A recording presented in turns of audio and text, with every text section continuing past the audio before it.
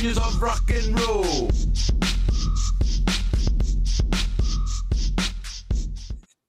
Well, hello and welcome to the Daily Atheist Morning Show. I am your host, the amazing Super Chris. Thank you for joining me today. I have my lovely co-host Ryan with me. She's here. She's going to be here in just a few minutes and judge everyone.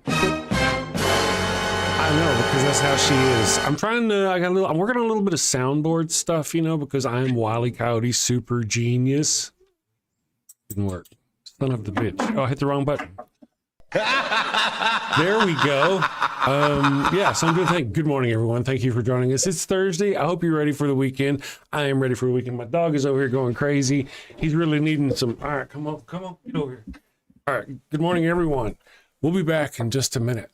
Thank you for joining us. Let's do, wrong page. Let's go here. I like doing this one. Life is complicated. These are trying times. There are many questions that need answering. Want to know what's going to help? Atheism. With atheism, you'll get rid of dogma, superstitions, and toxic thought patterns that are holding you back.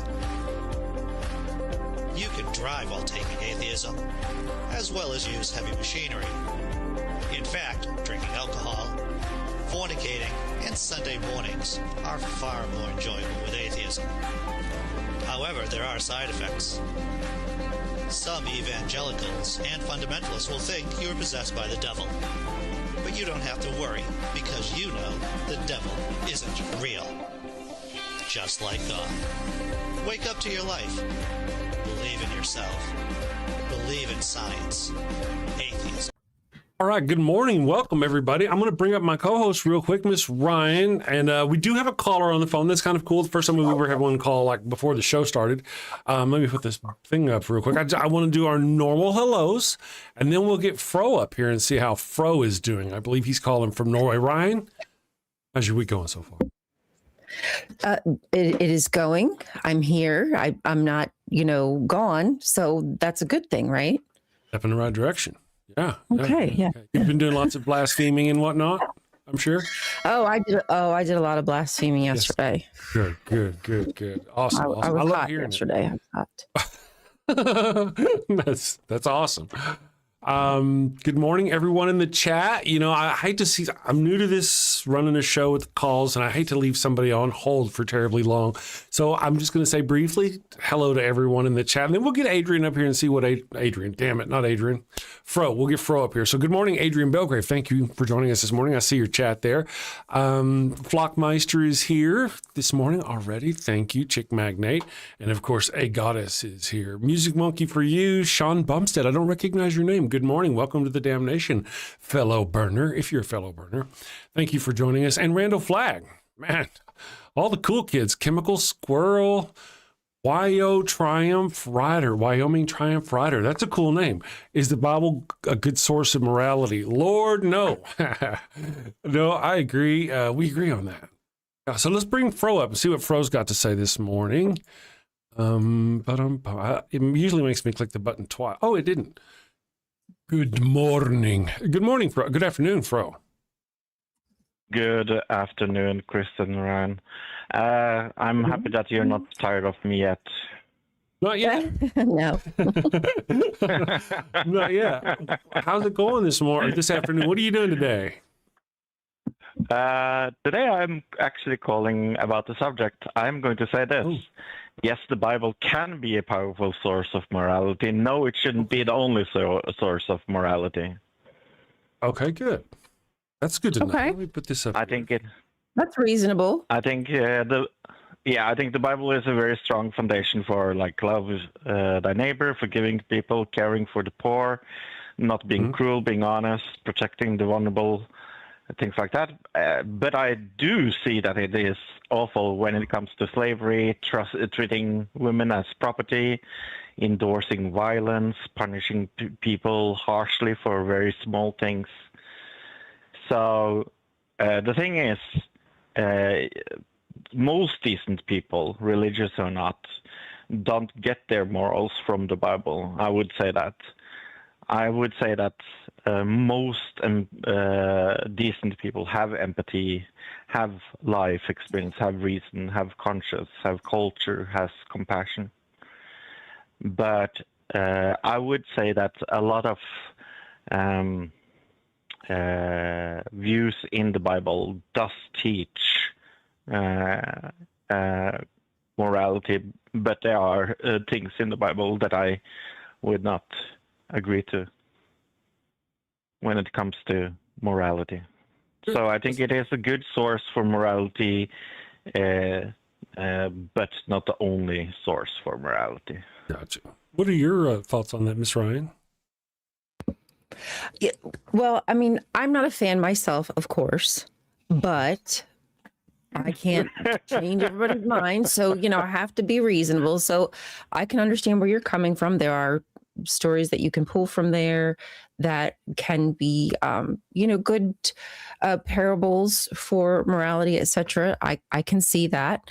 My fear is, though, that there are others who aren't like you and don't know how to tell the difference and don't know how to decipher. That's my issue. So it almost like negates. Yeah, but we talked a little about that the other day when I said, Ryan, that I wanted a new PR firm for God. And I kind of we're gonna hire you. I still I still stand behind that, because I think a lot of Christians use the morality in the Bible incorrectly. I mean, we have fundamentalists that clearly has a woman view that is back in the 1600s. Mm-hmm.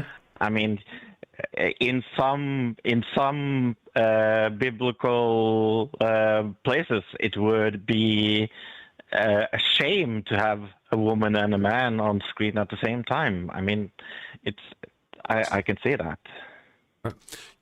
I have a couple of thoughts, if I may share. Good morning, Infidel. Hugs. There are lots of Dales. This is the info one. Thank you for joining us this morning.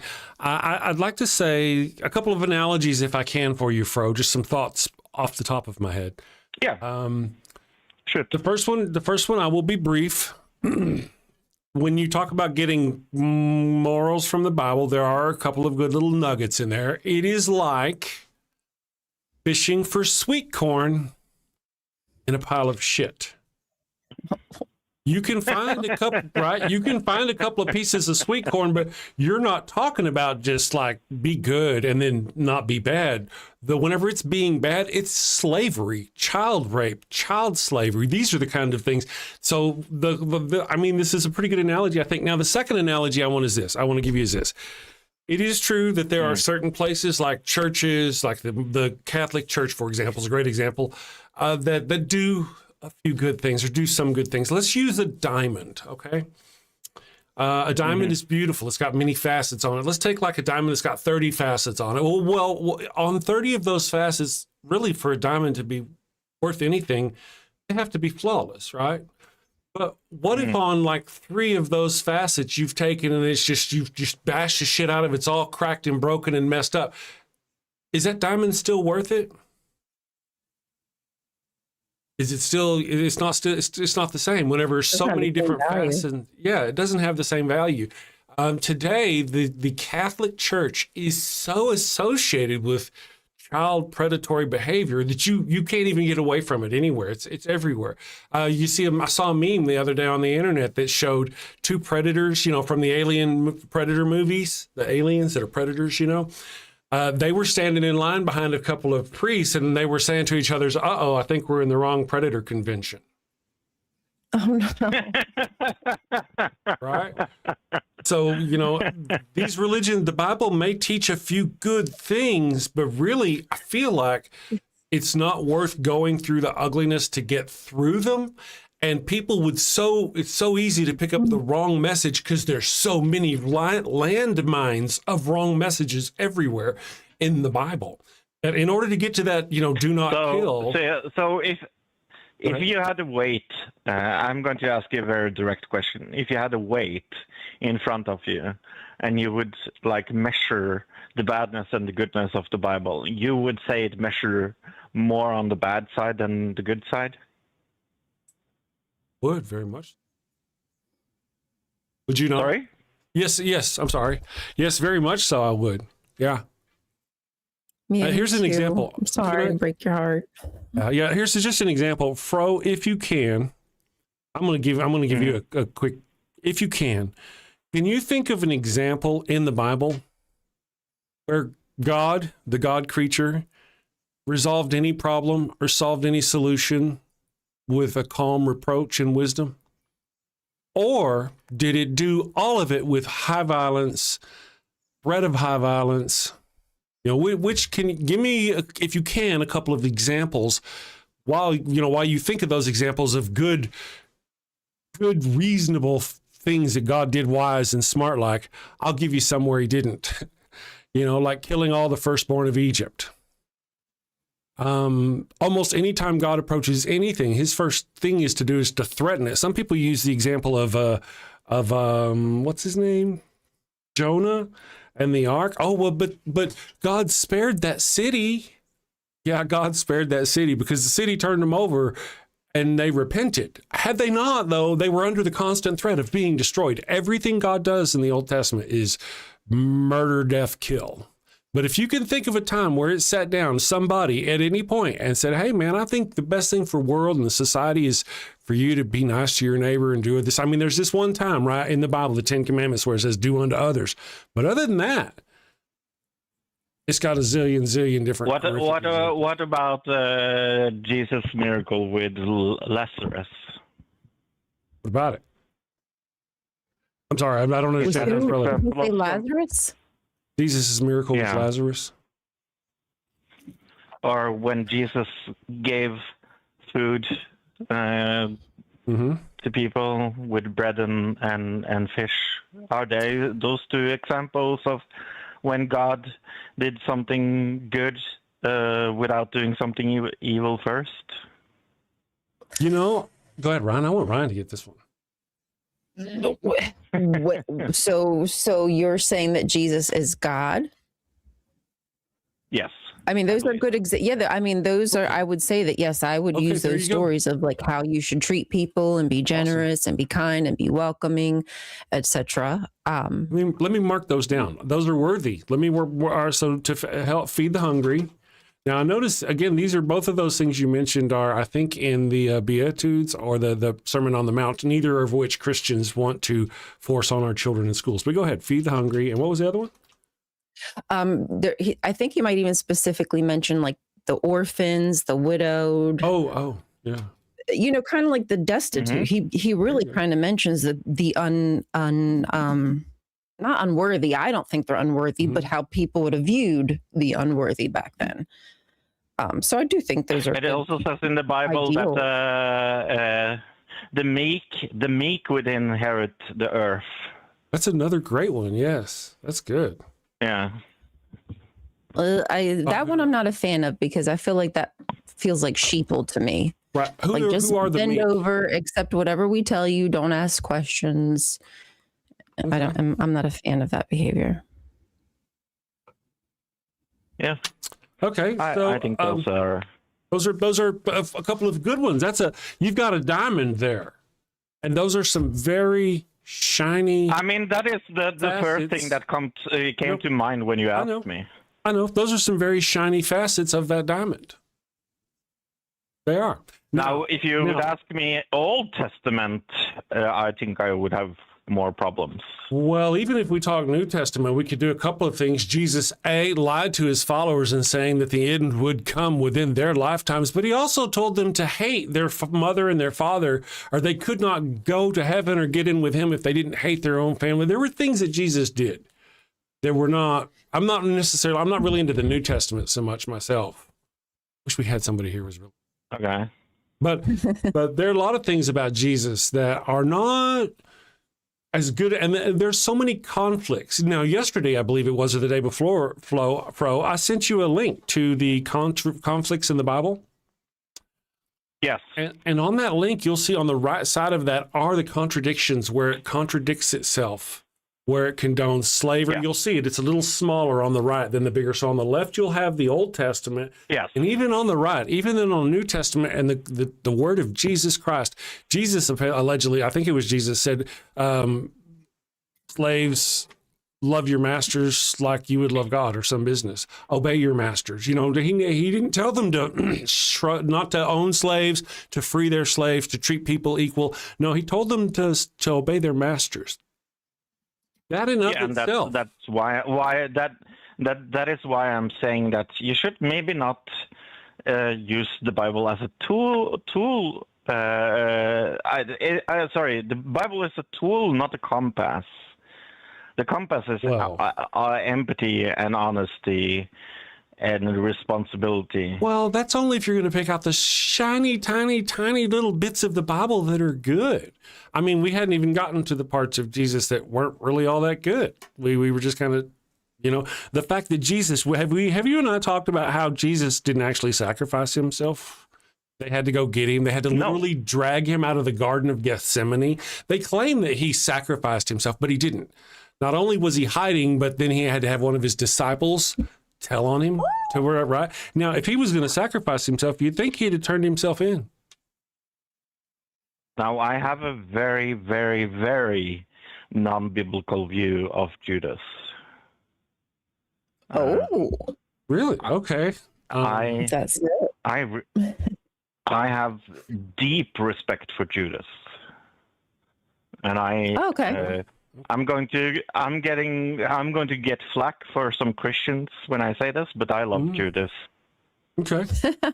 Probably. I mean, I think there's a possibility maybe Judas was spun wrong. You know, his story was pejorative when it was actually positive, but who knows? I mean, Sorry, can you repeat that? I didn't hear you correctly. Well, you know, here's the deal about it. Let's talk about the thing about Judas. Judas is actually one. Yeah, but can you please repeat that because I couldn't hear Ryan. Oh, what did you say, Miss Ryan? Do you remember?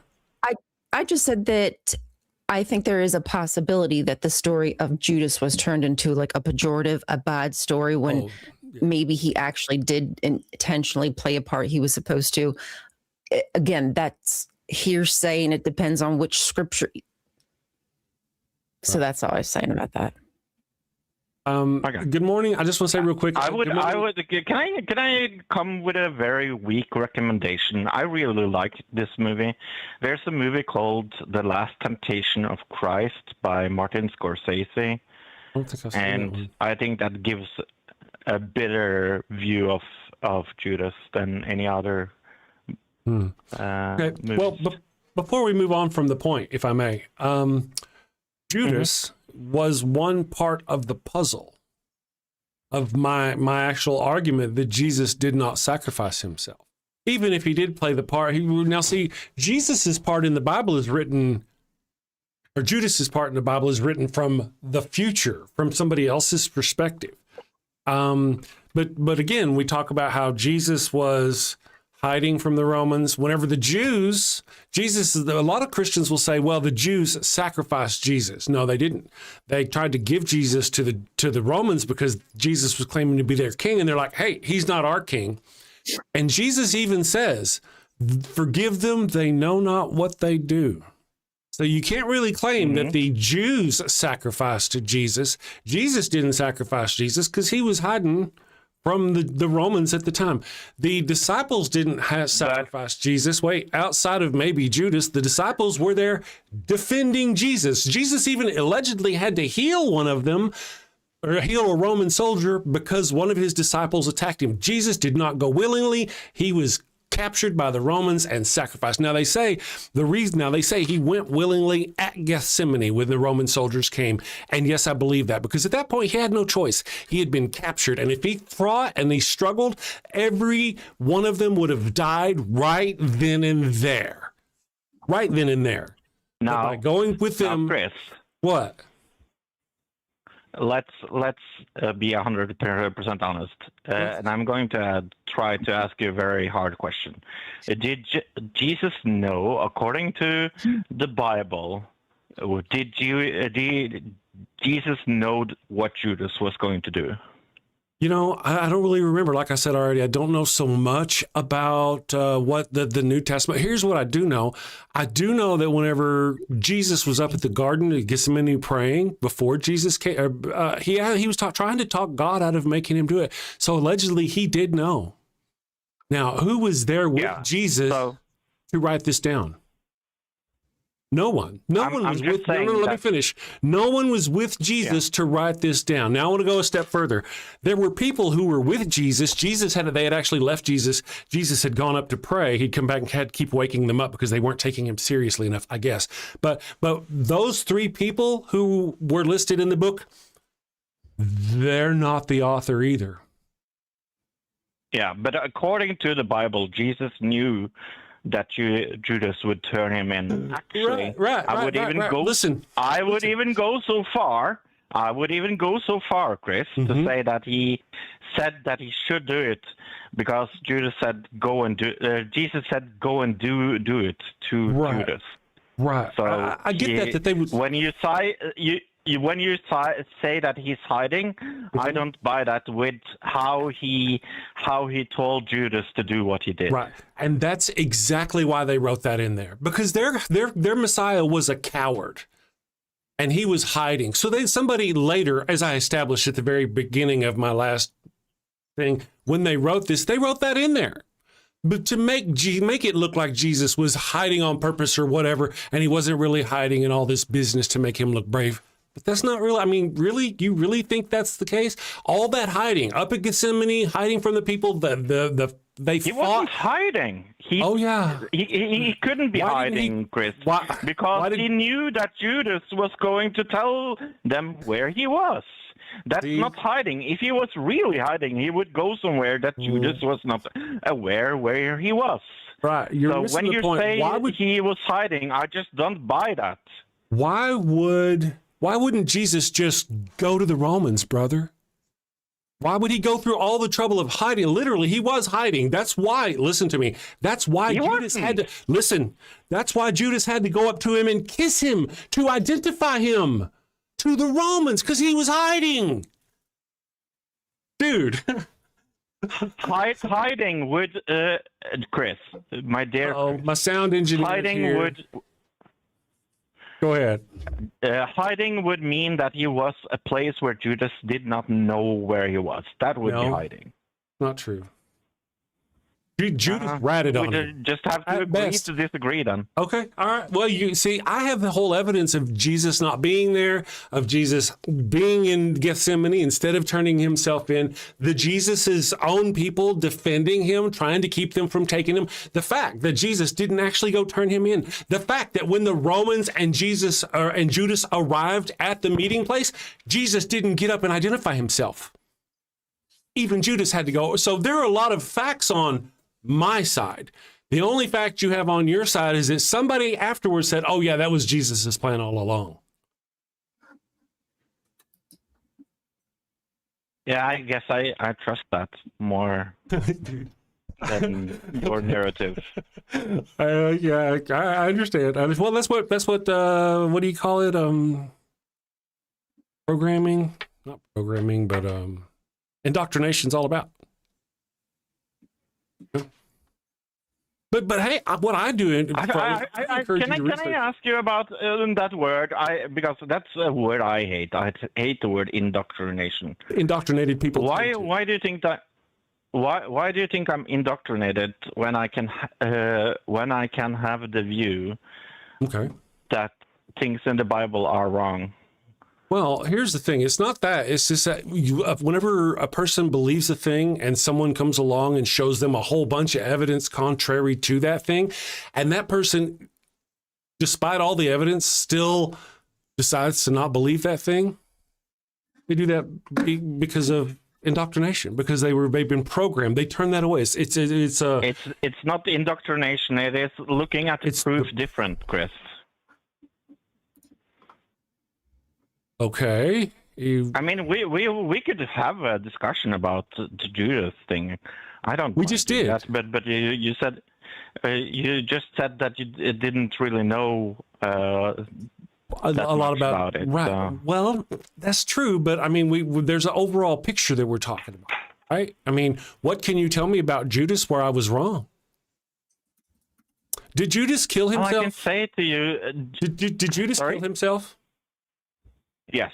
Why did he do that?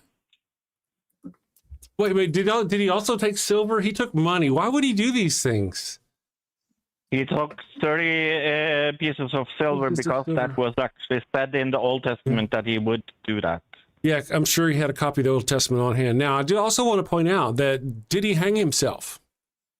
He did, right? Yes. Or did he fall upon the ground and his guts burst out and he died? Because I believe both. Versions in the It Bible. can You believe be both. true. Obviously, you would believe that. Yeah. That makes sense. I don't like the way you're saying that. Of course, you believe both of those things. Yeah. It's unfortunate. I'm not indoctrinated. I'm actually here to learn from atheists. Okay. Well, I wouldn't call you if I was indoctrinated. Well, here's something. If I was indoctrinated, we would just keep to myself and never talk to anybody else. Maybe I'm the indoctrinated. Maybe. All right. All right. So, other than that, I guess, what would you like to discuss? We could even continue talking about that if you wanted to. But I mean, with the whole Judas thing, I've gone through and given you all manner of evidence. Even Jesus knows. Really not the point. See, that's what we're getting hung up on. We are getting hung up on Judas. We're getting hung up on Judas, and I'm trying to paint you an overall picture. Even hanging on the Christ, Jesus' cross said, what? Why hast thou forsaken me? Well, what do you mean? He doesn't know?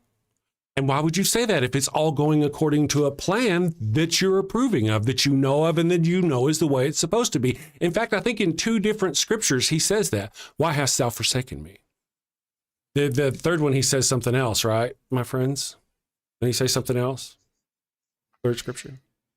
So really, it's not about Judas. I can be with you on that. It's not about Judas. And I want to be, all right, Fro, let's start over for just a moment. I'm actually a fan of Judas. I was working working in a computer shop in 2006, July. Just got a job there, like part-time. The owner was a Christian, and I think the book of Judas had just been found. They just found some scriptures they were attributing to Judas or some business. And he and I were debating that, and I was like, well, he's supposed to be, that was his role to do that. I was like kind of arguing your side too. And my twin brother came in at that point, asked me to step outside. I stepped outside, and they told me my dad had brain cancer and he was going to die. And then shortly thereafter, we found out it wasn't brain cancer, it was lung cancer. It first spread from his lungs to his kid, to his liver, and to his brain. And that was an unfortunate moment. I remember the feeling from my Christian employer that's what I got for defending for defending Judas. Anyway, long story short, yes, I do feel you. But my point is really not so much about Judas, because despite me arguing about him, really my deal is about what his purpose was and the other things in that chain of events.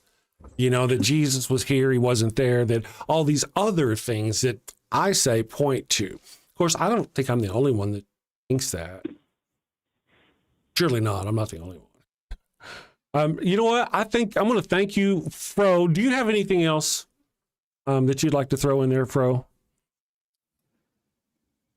I would like to say, and I want to emphasize this, that I believe that atheists have morality, and sometimes better morality than Christians. I appreciate that. I think even though we disagree on Judas, everything, I would say sometimes when I hear you talk, you have better morality than some Christians I know. So don't feel like I'm against you or something, Chris. I just don't think that you and me agree with what the Bible says about Judas, and I think hiding is a very strong word, because if he was hiding, he would not have told Judas where he was. Now, and that's why really, to be honest, man, that's the only place I think you and I disagree. Everything else, Judas's purpose and what he did and why he did it, all of those things. The only thing, in my opinion, where we differ is that Jesus knew about it. That's all. But that's a cool thing. I need to learn more about it. I actually need to learn more about it. I will demur and say I do need to learn more about the New Testament. I'd read the well, I mean, if you want to read the New Testament, read the New Testament. But if you want to read like the apocryphal on it, it's interesting about Judas. Okay. About being intentional. I think that's the one where Pilate also is in there. I could be wrong. It's been a while since I've read it, so don't hold me to that. You're 110% correct about that. I need to learn about that too. Oh, is that it? It's been a while. Yeah. Awesome. I mean, Judas has his own testament, even. Mm-hmm. Yeah. Which to me is just, I find that very interesting that stories that seem to be popular enough to be written down were also intentionally excluded from the canon. Like, why is that? Yeah. Like the stories about women that were positive. And I mean, obviously we know why, because there's a specific, narration agenda that they have, but it makes me wonder, like, what was it like back then? I'm just curious, Flockmeister in chat really wants to know if I would vote for Trump if I lived in the United States of America. And I will say this: no, I would not vote for the Orange Monkey. I think you said that right off the bat a long time ago when we first met you. But one of my arguments would be there are a lot of Christians out there, and they're not all bad people. They're not all. We can't swing that hammer, that brush. We can't paste. I mean, you seem to be one of the good ones. I don't feel like you would want my females to be little more than birth slaves. I don't get that feeling from you, Fro. But there are those Christians out there who would. One of my best friends is actually in your chat, Sophia of Athens, named Sparkle, and we call Sparkle the Christian atheist, because sometimes he has better morals than some Christians we know, so we call him the Christian atheist. I think you should call in Sparkle and talk to them. And tell them how amazing I am. Yeah, and watch Chris get all excited. Chris gets excited. Hey, Fro, we're going to take a break. It's time for us to take a break, load up our coffee, get you some more coffee, take a break. Thank you for calling in. And I like it whenever I disagree with someone. Thank you for taking my call again. Yeah, and that's cool because now I got more to learn. You guys call in and press me. You and me. I would love you and me doing a study about Judas. You and me should sit down and do that one day. But it does sound like fun because I really, like I say, I was a fan of Judas. I was arguing Judas's point. Me too. That was my thing, Yeah. So, we're going to take a break. We'll be back. Thank you, Fro, for calling in. Thank you, Fro. Skeptics, I'm gonna bye. Whenever I get back, I'll say hi to everyone. We got so busy with the call this morning, and right off the bat, it's really cool for us to get a call. First thing, it makes it worth it. We did get a super chat though from before I forget, man, I can't forget. We appreciate the super chat. It was GeoSam, the GeoSam. Says if nothing irreversible is lost, it's not a sacrifice. It's just some trial or ordeal. That's a good point I forgot to bring up, that if, Jesus just got everything back 3 days later, what's the sacrifice? Yeah. Let's take a break, though, and we'll talk about that whenever we get back. Let's see, what do we want to do today? Let's do Conspiro-win. Are you feeling the world is leaving you behind? Do you look at all the pseudoscience, rumors, and wild speculation on the internet and wonder, why can't I do that? Well, friend, you can. We can help you. We are Conspiro-win. Conspiro-win has a long history of helping anyone with a hidden truth. We will get your message out. The conspiracy theories you see today all started out with one person's vision. The moon landing hoax was launched by a NASA engineer whose manager didn't okay his vacation request. Conspiro-win was there to help out. Christianity started out because one little girl named Mary got pregnant out of wedlock, and Conspiro-win saved the day. Now, the virgin birth is accepted Catholic doctrine. You may be thinking, but my idea of the center of the earth being made of ice is far-fetched. No one's going to believe that. In a world where people believe windmills cause cancer, we say no dream is too big. Conspirowin will take your fledgling idea and feed it to our YouTube, Twitter, and TikTok operatives. And these savvy social media professionals will raise doubts with the prevailing scientific consensus.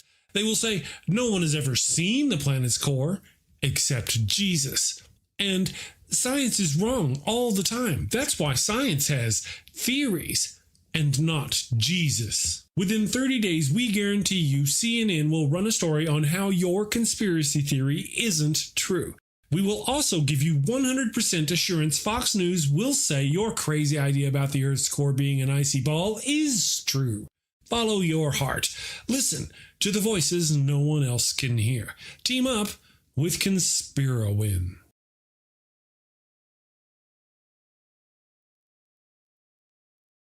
All right, that was good. That was a fun call. We're back. Ryan's still off getting some water. You know how us evil people need our water.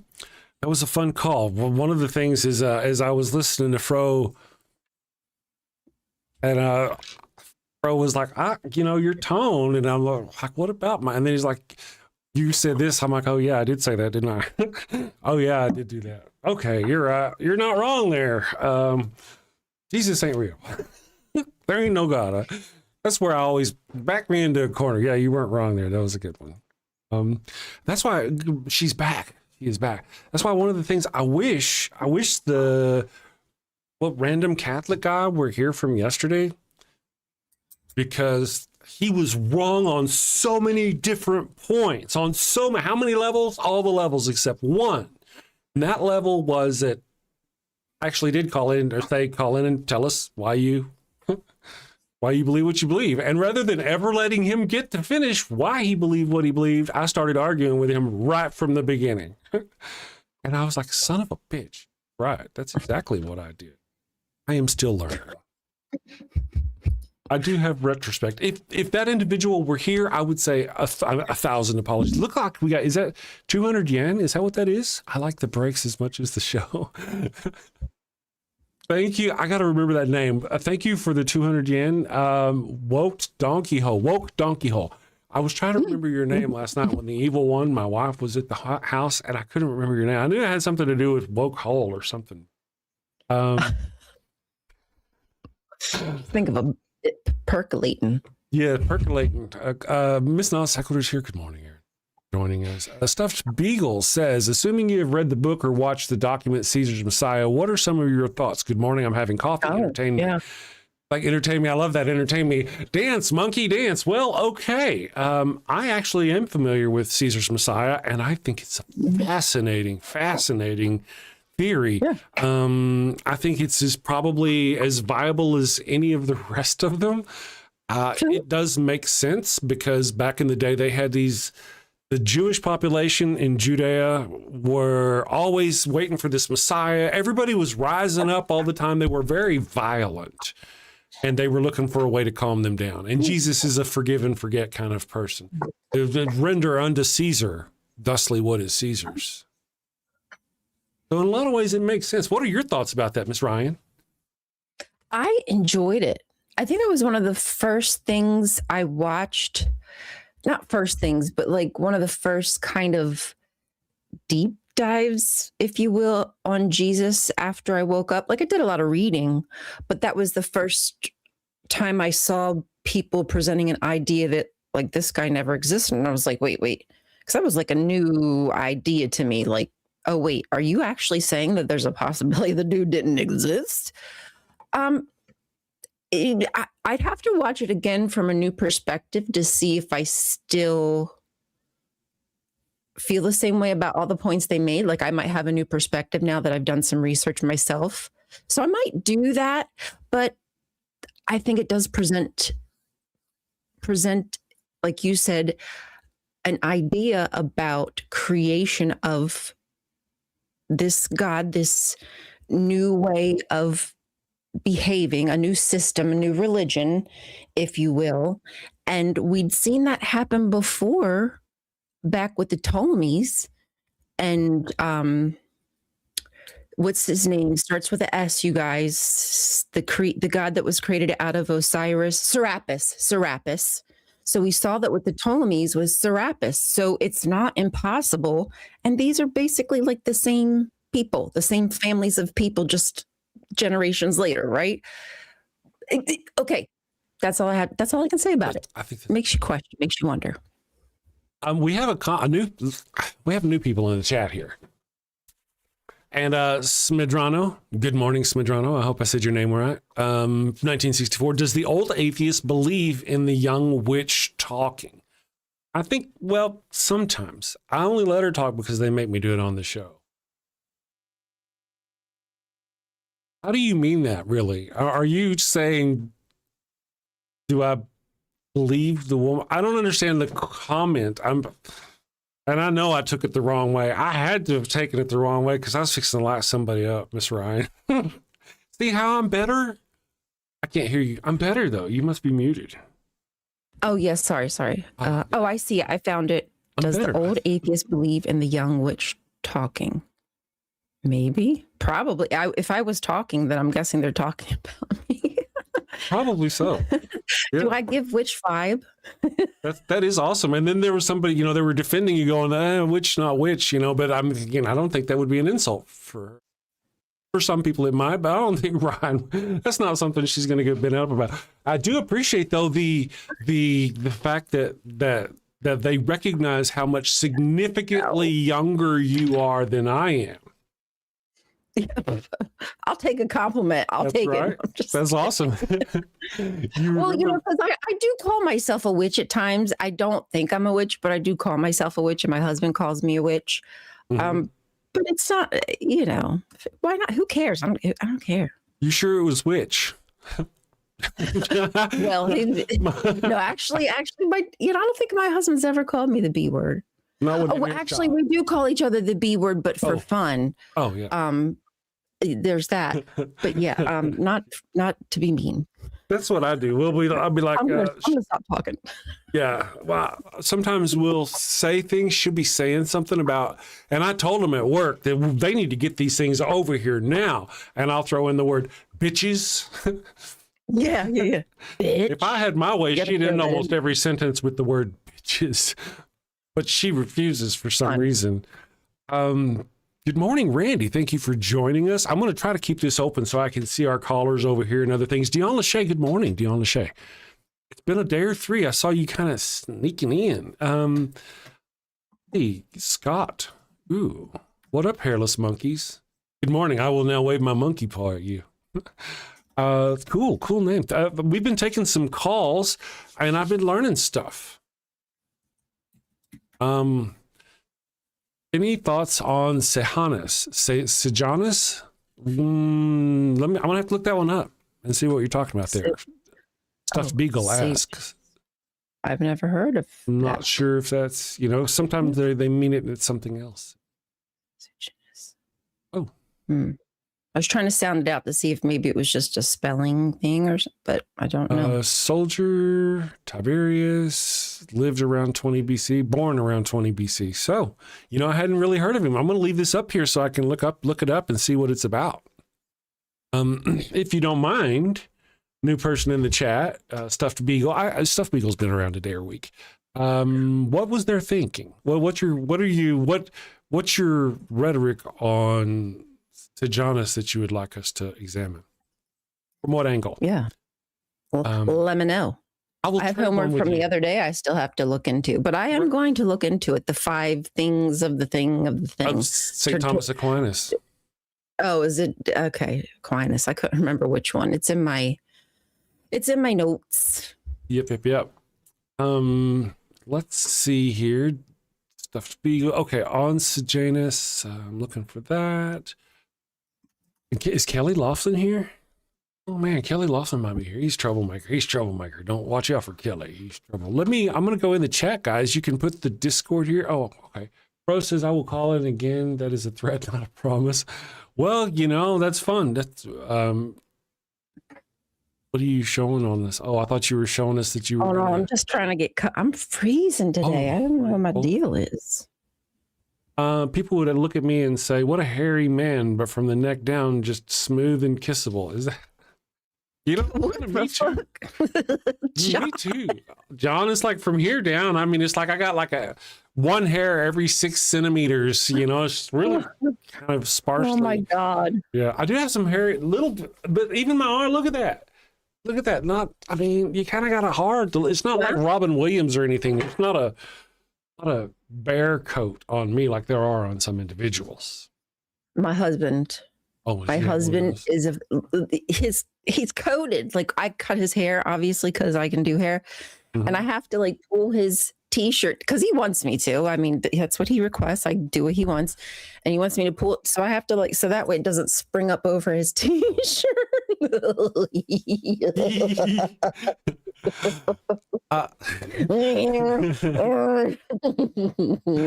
Poor guy. Do you feed him like fruits by the hand? Scratches. Yes, scratch him on. Good husband. Sometimes he just comes up to me and starts doing that. I don't know why. You don't know why. Let's see here. I do want to mention stuff, Beagle, as far as Sejanus. I do want to mention, let me trade you one. I'll do you one as well. Look up Pantera. We've talked about Pantera on the show. Woke Donkey Hole says, I'd happily trade my hair with Chris. I have a bear coat all over me except my head. I've seen those people. Faisal is back. Let's see. We actually have a few minutes before the next break, and we will check with Faisal and see how things are going with what Faisal apparently has a historical fact for us. So, Faisal. Hello, Faisal. Can you hear us? Yes, I can hear you. Okay. What is your historical fact for us today? Yes, in the Quran, there is a story about the Joseph, Abraham, and Moses. So in the Holy Quran, God called the rulers of Egypt in the time of Prophet Joseph and Prophet Abraham as King Malik. But when in the time of Moses, the author of the Quran calls them as Pharaoh in Arabic. And this information was not known until 19th century when the historians deciphered the hieroglyphs. I hope I am pronouncing it correct. Hieroglyphs or whatever they say. Yeah, they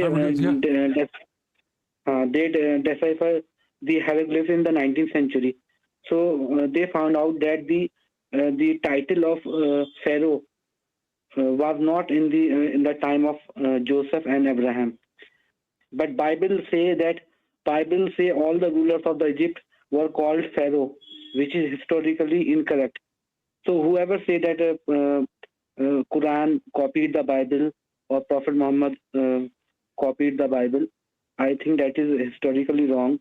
So how the author of the Quran know about the past, which was only came to be known in 19th century when historians deciphered the hieroglyphs of the ancient Egypt.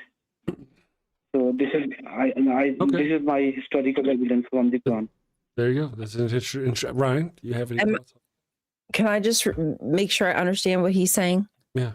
Are you saying that the Bible calls the person, I don't know, the leader or something, a pharaoh, but that's anachronistic, and that the Quran points that out? I'm so sorry. I apologize if I'm misunderstanding. Yes. Quran correct the Bible in terms of history. And how the author of the Quran know about this? Because it was only deciphered in the 19th century by the historians. The ancient Egypt, they have the hieroglyphs and they deciphered it or deciphered it, and they found out that the rulers of the Moses time were called Pharaoh, and the rulers of the time of the Abraham and Joseph were called as king. in those times, there was no term of Pharaoh in the time of Abraham and Joseph. Only after the New Kingdom, the Pharaoh word started there in the time of Moses. So Quran just distinguish between the rulers of the ancient Egypt. Did you get my point? What's that? I missed that last part. Oh, we lost him. Oh. Well, hopefully he can hear us. I mean, He's there. No, he's that's there. a cool fact. I do think that that's a cool fact that they knew that, but sorry, go ahead. I feel like I would very much want to look that fact up. And I feel you know like what I mean? I have done, I but don't believe maybe it. I could be wrong. So we should do that. We should do that. Yeah, It's well, very interesting. you're claiming here, let me see if I'm understanding. You're claiming that the pharaohs didn't call themselves pharaohs. They called themselves kings until the Second Kingdom. Then they started calling themselves... Pharaoh term was not known at the time of the Joseph and Abraham. The rulers of at that time were only called as king or malik. But after the New Kingdom started, the rulers in the time of Moses, they used to be called as Pharaoh after the New Kingdom. So this is what I think it is a historical fact. And Quran correct the Bible. Well, here's a couple things, if we may. One of the things that, first of all, I would really have to look all of that up. Second of all, even if it's true, that doesn't mean the Quran is real or that it's true or that God is real. All it could mean is that somehow somebody who knew Egyptian hieroglyphs said something. I'm not even sure what your point is somehow because I don't think the pharaohs actually called themselves literally the word pharaoh, did they? I think that's a transliteration. But the historian found out in the 19th century by deciphering the hieroglyphs. Yeah. This is my point. Only in the 19th century they are found out. They found out that the pharaohs didn't call themselves the pharaohs, they called themselves the kings. Yes. What scripture is that in the Quran where it says that? Excuse me. In the Holy Quran. Give that to me, please. Look, Quran told about the stories of the Joseph, Abraham, and all other prophets, but it distinguishes between the rulers. It uses the correct word, which was prevalent at that time. In the time of Joseph and Abraham, Pharaoh word was not prevalent. It was not in the use. Yeah. The rulers were only called as Malik. The rulers at that time of ancient Egypt were only called as kings, Malik. They were never called as pharaohs in the time of Joseph and Abraham. But when the New Kingdom started, in the time of Moses, they started to be called as pharaohs or Pharaoh in Arabic. Okay. That's a lot to unpack, really. First of all, I mean, Ryan's probably looking stuff up. I do want to kind of point out that both the stories of Moses and Abraham are neither one of them have any historical evidence that they ever happened. I think the common conception, even in Judaism, is that the story of Moses leading the people from Egypt to Israel is not a real story. It's all made up. And this notion that somehow, because you can't even give me a specific scripture where it refers to the ancient pharaohs as kings or whatever. And just because somewhere in the Quran it calls somebody a king instead of a pharaoh does not mean that the rest of the Quran is true. This is another stretch, brother. I just don't see how I'm going to have to look it up to see. But how can you say the story of how can you say the story of Moses in the ancient Egypt is false? Because they found out the hieroglyphs. No. Hieroglyphs can't be wrong. No. Listen, hear my words, brother. Ancient Egypt, you're going on the hieroglyphs. Ancient Egypt never mentioned the Jewish slaves, at all. They're not mentioned in the hieroglyphs at all, despite the fact that the Egyptians wrote everything down all over the place. These ancient Jews are not there. They're zero in the Bible or in hieroglyphs. They're not there. Go look this up for yourself. Don't trust me. Also, Jewish archaeologists have scoured the desert and they have proven that there is no evidence, zero evidence, that 2+ million people immigrated from Egypt to Mount Sinai or in Judah. It's even the Jewish Academy for Archaeology. Go look that shit up, dude. I don't make this stuff up. They are the ones who say it. If they say it, what does that say about the rest of your book? Oh, right. But it is a long time ago, no? So how can the historian be correct? So it's a long time, but how can the historians be correct? Interesting. No, you are talking about the Jewish historians, no? They are saying that the Moses never existed, or Israelites never went to Egypt. I can tell you how. Okay, because they go back historically and they look at I think they're called anthropologists. They're the ones specifically who go back and look at human society and human remains. And they've gone back and you can tell roughly about how many people lived in an area and the kind of tools they had and the kind of things they ate. And you can tell if a massive, huge population of foreigners came through. And if the Jews living in Egypt for how long? They would have not come in looking like Jews. They'd have come in with all the bells and bangles of people who lived in Egypt. And they would see all that material all over Judah, but they don't. It's science. Am I wrong? How did they find out that Israelites were never went there? How can you differentiate between the fossils? I just told you. Are you talking about fossils or what? Oh, okay, here's this. All right, so they go back and they dig at a whole bunch of different places in the area where they claim this happened, okay? When they look, what they should see is evidence of a whole bunch of people from a different culture coming through there and leaving evidence, whether it's bones or food or plates or trash or whatever. And they don't have that. They went back and they looked at a whole bunch of different areas. Scientists dug in the ground and looked, and if what the Bible says happened, there would be this huge influx of people, and they don't find that. And that's what's the Jewish, even the Israeli archaeologists are saying. So you can go argue that with them. But really, as far as you didn't get it, what would be the difference between the Israelites and Egyptians at that time? They were slaves.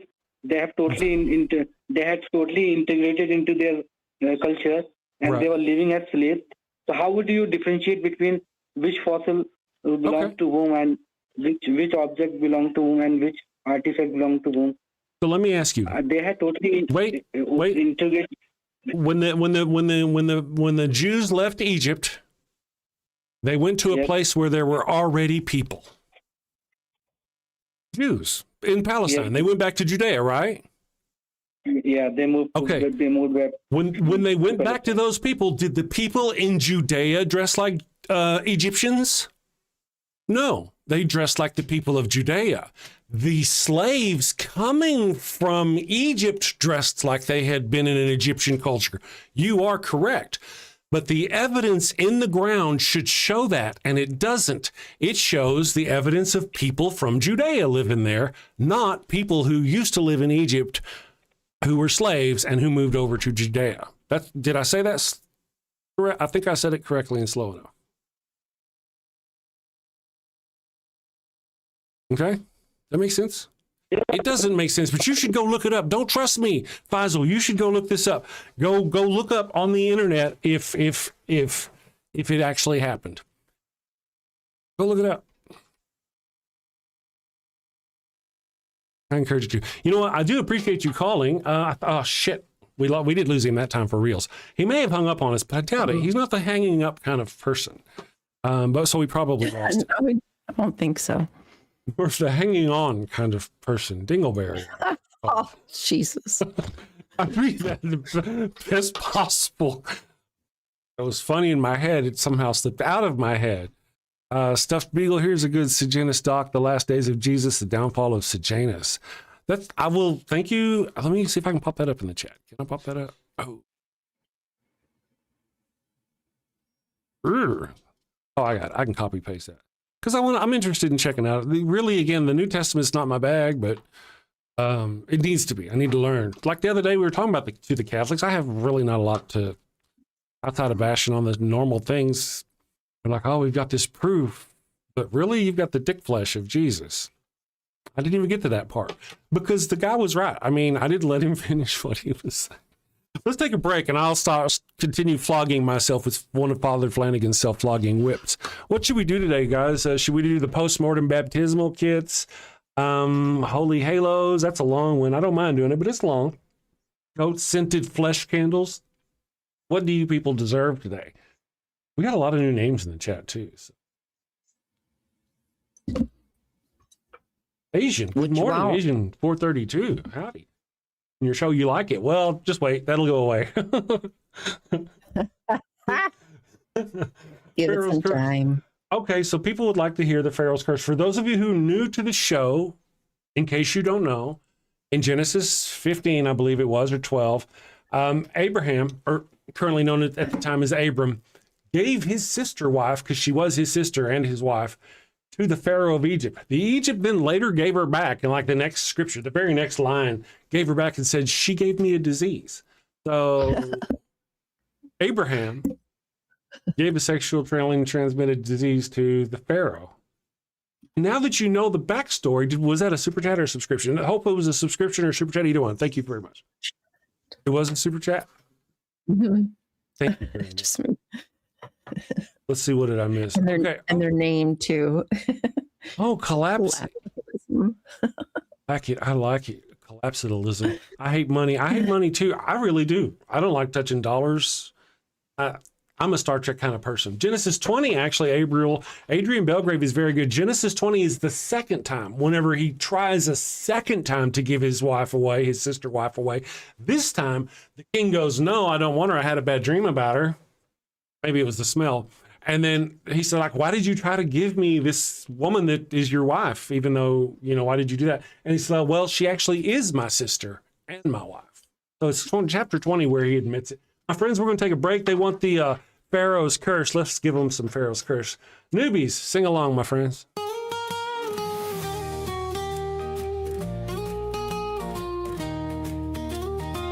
Mi burrito es tan bueno. It burns when I pee. Abraham had the crotch cooties and gave his sister wife to me. El ataco bueno. It stings like a bee.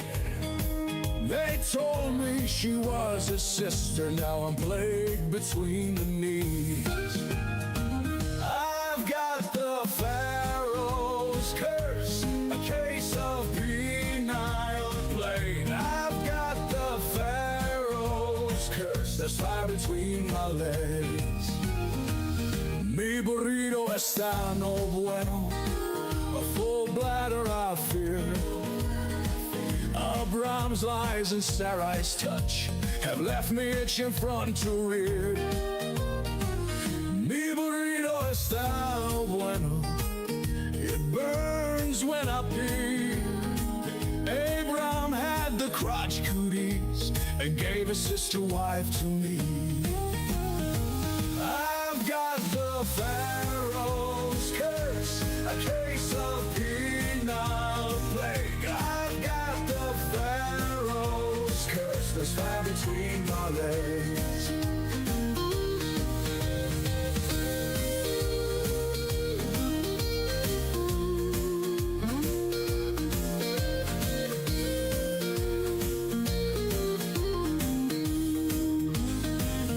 Mi burrito está no bueno, a full bladder I fear. Abraham's lies and Sarai's touch have left me itching front to rear. Mi burrito está no bueno, it burns when I pee. Abraham had the crotch cooties and gave his sister wife to me. I've got the Pharaoh's curse, a case of penal plague. I've got the Pharaoh's curse, there's fire between my legs. I've got the Pharaoh's curse, a case of penal plague. I've got the Pharaoh's curse, there's fire between my legs.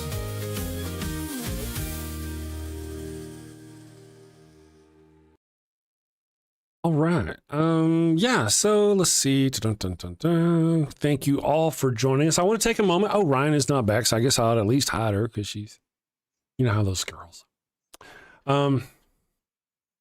She should taser me for that. Good morning, Elcars. Thank you for joining us. Get in the van, kids. 9790. That is a very cool name. Is the only way to take part to call in via phone. No, there's a link in the chat, in the description down below. If you want to, of the video, if you want to click the link. However, I do sometimes forget to keep the page up to see if somebody's there. It looks like Jackie, the Rational Poet, is joining us. And now that we're back, and Ryan is back in just a second, and we will, you know, that's a great question there. Stuffed Beagle asking if any thoughts on the Egyptian pharaoh Akhenaten being Moses or the prototype character for Moses' story. That's an interesting thing. I wonder, is Deviant Outcast in the chat? Deviant Outcast is our resident Egyptologist. They would know these questions. And I do really like that name, capitalism, collapsalism. Yeah, the romantic notion of capitalism washed off of me a long time. Mm-hmm. I will give you all kind of, yeah. I'll give you all kind. Oh, the wrestler era. That's cool. Cool name. Good morning. Thank you for joining us. Lots of cool names this morning. We've had some interesting calls. I'm going to bring up Jackie real quick and see what Jackie has to say. Good morning, Jackie. Good morning, Jackie. Good morning. Hi, everybody. Hi. Yeah, I was listening to your last caller, and I want to be sure myself. The Jews were absolutely never slaves under the pharaohs, as far as at least the time the Bible claims they, you know.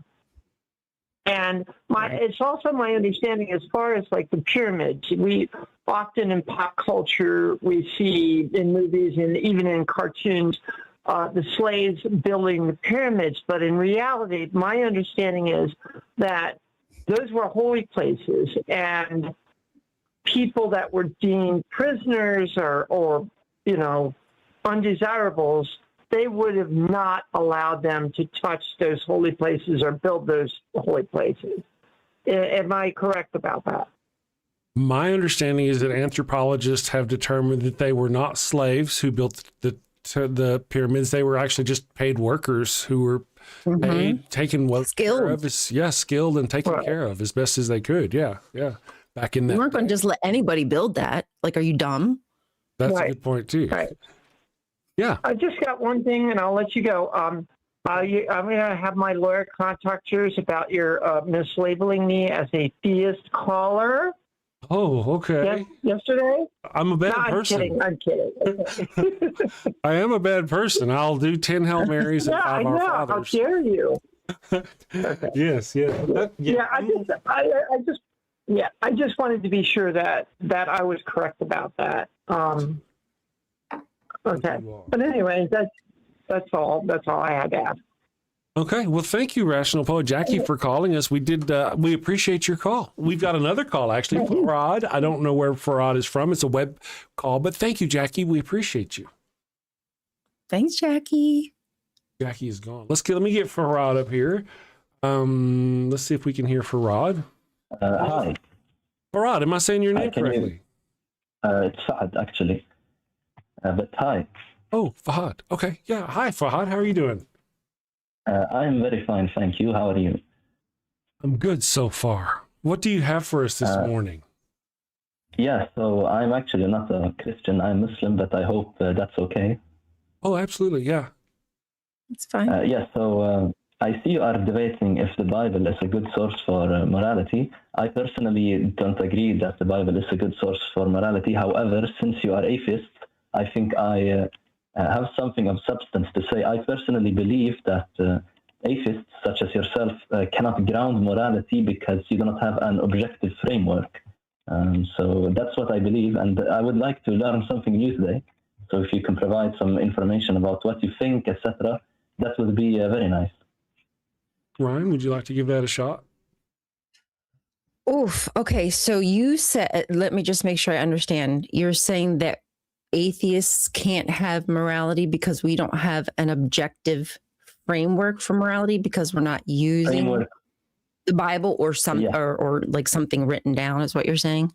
I just want to make sure I understand. Sorry. Personally, yes, that's quite what I believe. You don't have a moral objective framework. That's what I believe. Okay. So it's the writing down that makes something objectively moral, or I want to make sure that's what you're grounding morality in. It has to be written down.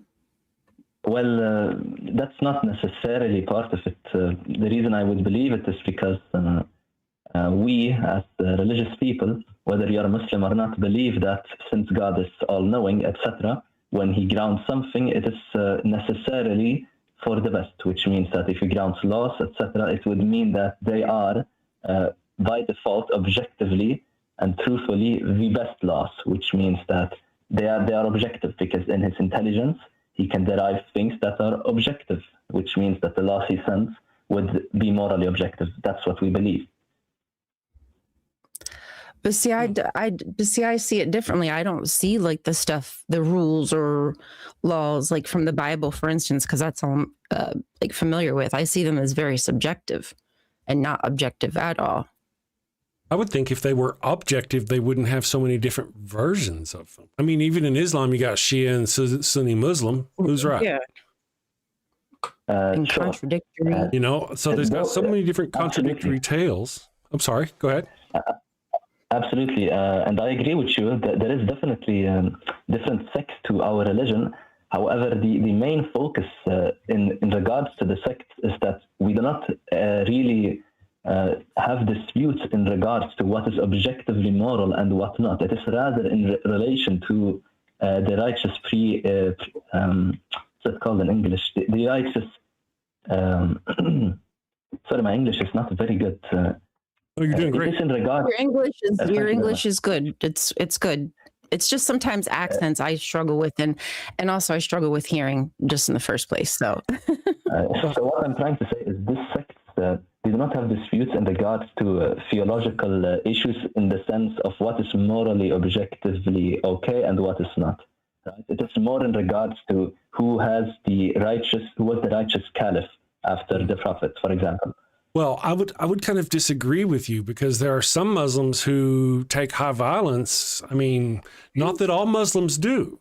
I'm not saying that they all do. I'm just saying that not all Muslims share the same objective morality. If they did, either we wouldn't have Muslims beheading people on TV, or all the Muslims would be beheading each other or people. You know what I mean? But the range of Islam is just as broad and diverse as the range of any group of mankind. To say that they all objectively agree on the same thing, I don't think that's right at all on Islam. And again, I don't like going there and trying to be a jerk about it, but just the violence created, unless you personally feel that the violence done in the name of Islam is objectively moral. Absolutely not. Okay, then thereby you've just proven my own point. Well, I would actually debate that different interpretations do not ground the what we call the objective truth of what is the text, right? Says who? Subjective interpretations can always be in relation with what you want to call it, own opinions, right? What somebody believes about the text will not ground what is the actual meaning of the text in question, right? Okay, yeah. So if someone interprets a verse in one way, it would not necessitate that this is the way the verse is objectively meant to be taken. Right, but who says it's objective? Who is the person who wears the hat that is the objective person who says this is the way it should be interpreted? The arbiter. Yeah, who is the arbiter of the objectification? Right. Who's the arbiter that says this is where it's objectively true that it's okay to cut off your enemy's fingers and their heads? Well, we believe we as humans have excuse me. Oh, I was just curious who that person was. So what we believe is that we as humans have something called an innate disposition, right?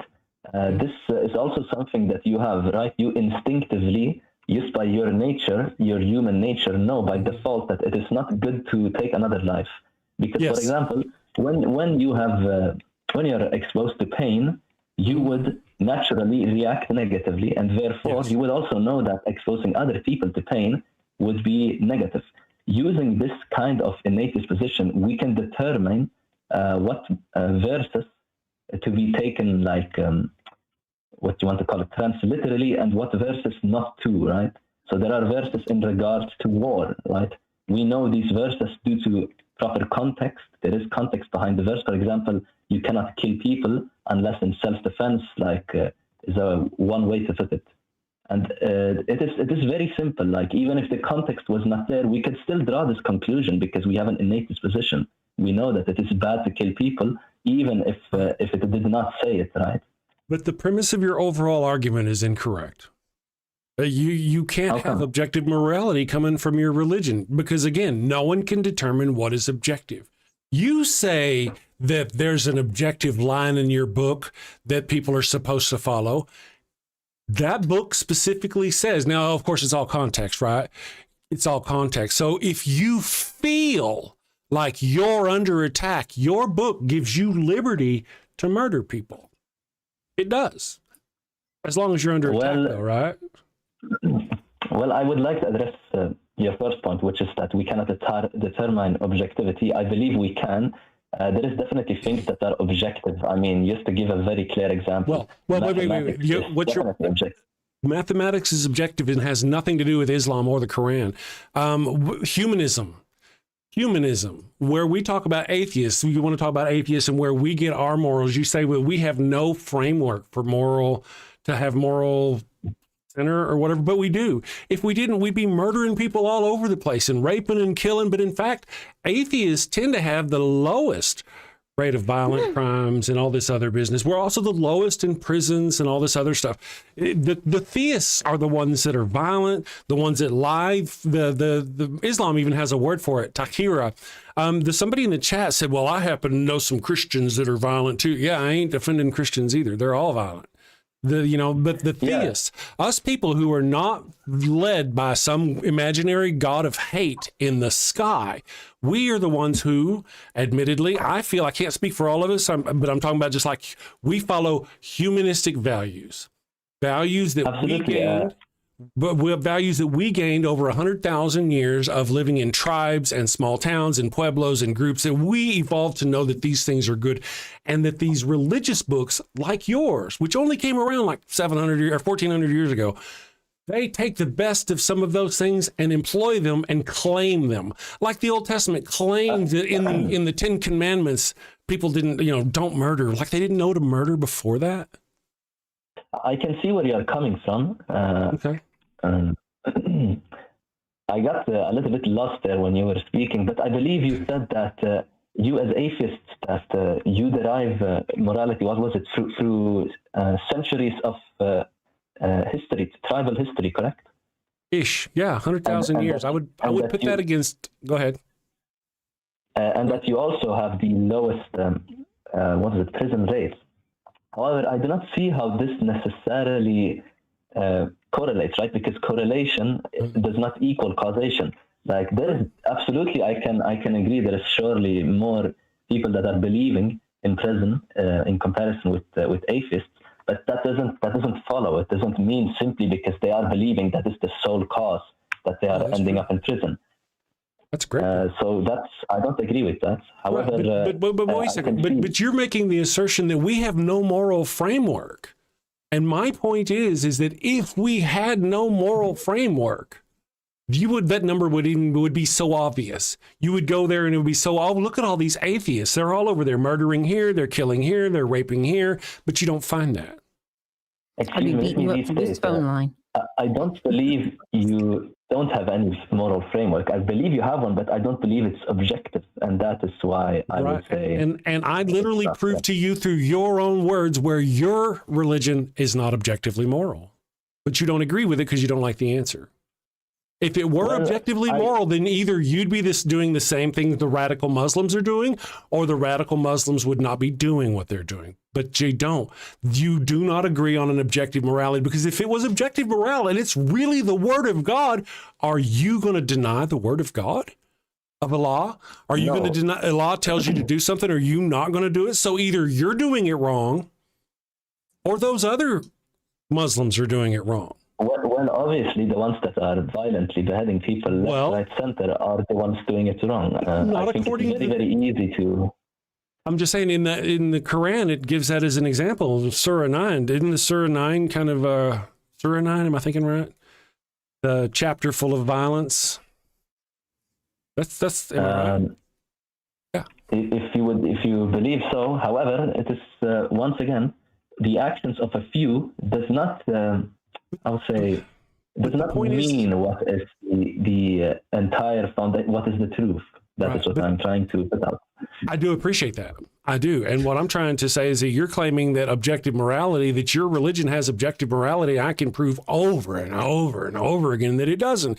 If it did, you wouldn't have the problems that you have, or we'd all have the problems that you have. But clearly, Muslims disagree on the word of Allah.